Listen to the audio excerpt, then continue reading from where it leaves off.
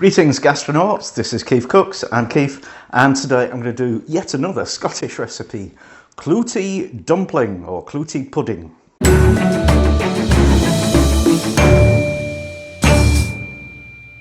So I had a request for this way back in July, that's over 6 months ago, from Tony Bridge, and I'm pretty sure he's sitting there thinking, is he ever going to do my request?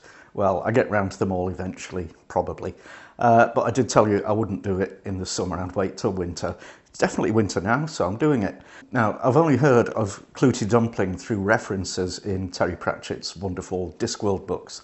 And he refers to lots of foods, most of which he's made up, things like slumpy, rat on a stick, distressed pudding, sausage in a bun.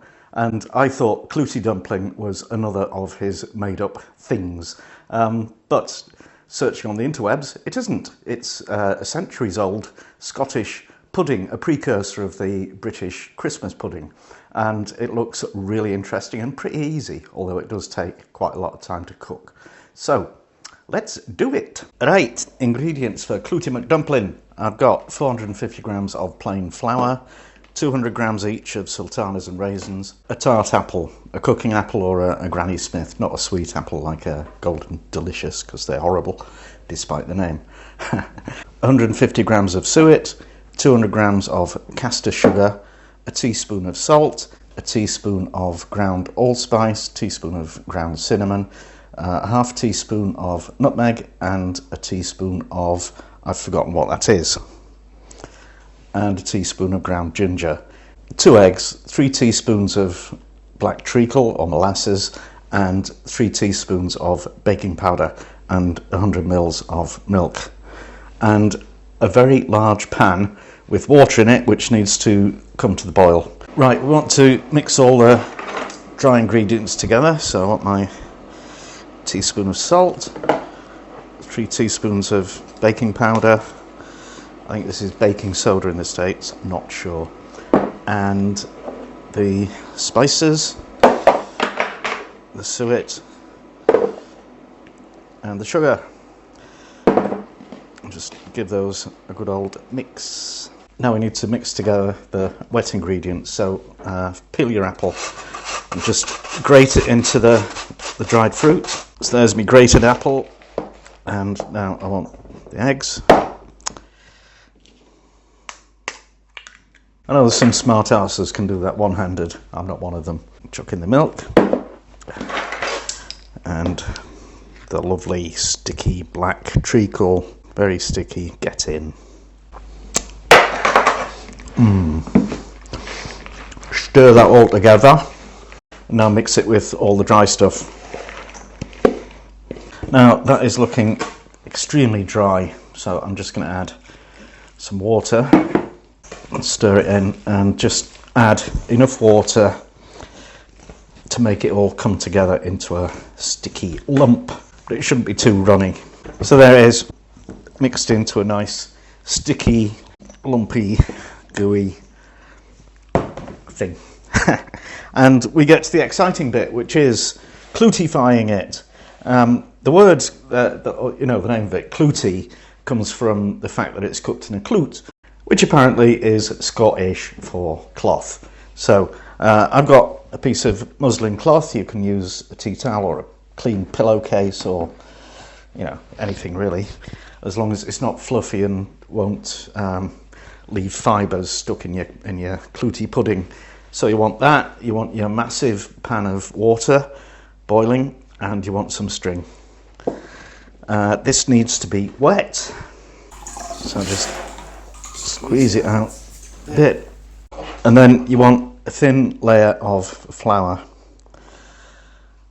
and this will basically kind of form a crust around the pudding and make it wonderful. Now the tricky bit, what we need to do is put all of that into this cloth and tie it closed with some string, and we need to have some loops extending out from the string that will, hang around the handles and suspend it in the water, which might be easier said than done, but we'll have a go. So I'll get my string.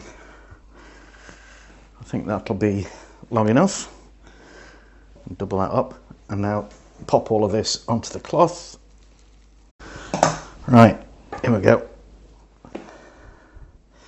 Just fold up the cloth, get that kind of formed into a ball, your traditional pudding shape, and tie the string around it.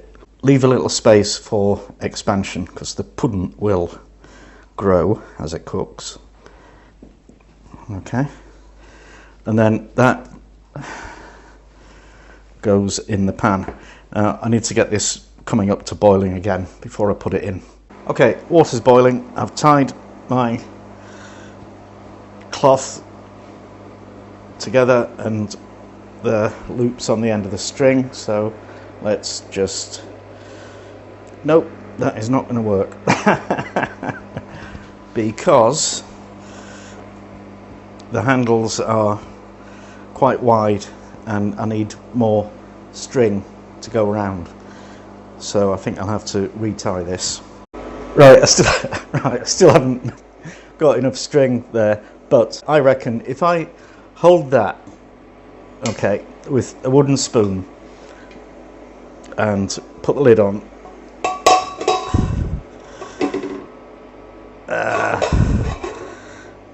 I reckon that'll work, because it doesn't have to be sealed, but you don't want too much evaporation going on.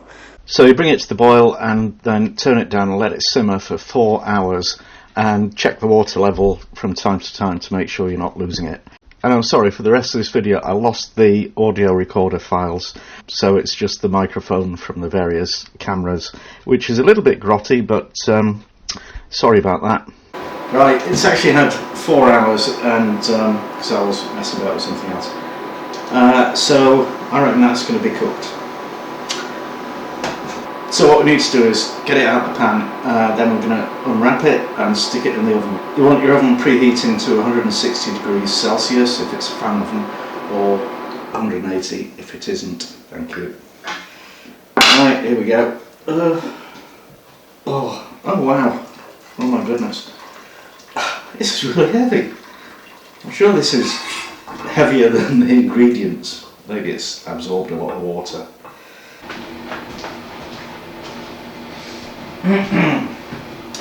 Right, so it's time to try and get the dumpling out of the cloot. I'm a bit worried about this. I might have used the wrong kind of cloth because there seems to be a lot of fat. That'll be the suet has leaked out into the water, the cooking water. But we soldier on. I'm sure it'll be wonderful. Yay! Right. Yeah. Okay. Yeah, it's supposed to be a slimy mess like that, really. So I've got a baking sheet with some aluminium foil and a load of butter to hopefully stop it sticking. Oh god, that's hot.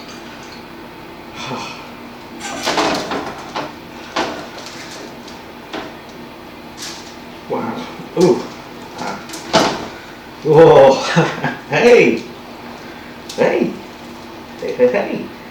Right. Marvellous. I think. So I'm going to pop that in the oven. Looks like a brain. Well, it looks like a skull. I'm going to pop that in the oven for 20 minutes to dry out, and apparently this crust will turn brown. And also in the background there I've got the sous vide machine on, so I'm going to make some sous vide creme anglaise, for which there will be a link kicking around somewhere. Look at that. That is... it really does look like a skull. But I'm sure it'll be wonderful. Good grief. My wee Clootie Dumpling. My wee Clootie Dumpling. My wee Clootie Dumpling. Oh dear. Right, you scunners, let's have a taste of this. Right, you scunners, let's how you taste. I'm trying to do a Scottish accent. Let's how you taste a yarn Clootie Dumpling.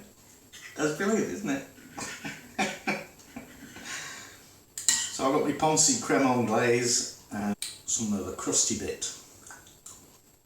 That is fabulous fruit pudding, which is good because we're going to be eating this for the next month. Yeah, so unless you've got a massive family, I would recommend halving all the quantities, but you know, it's a wee dumpling, it's lovely. And that's that. I hope you enjoyed it. Now please share it with all your buddies on social media, subscribe to KeefCooks if you haven't already done so, and join the conversation. Make comments, request recipes, generally engage in witty banter. Keep it civil or I will ban you. Thanks for watching and see you next time.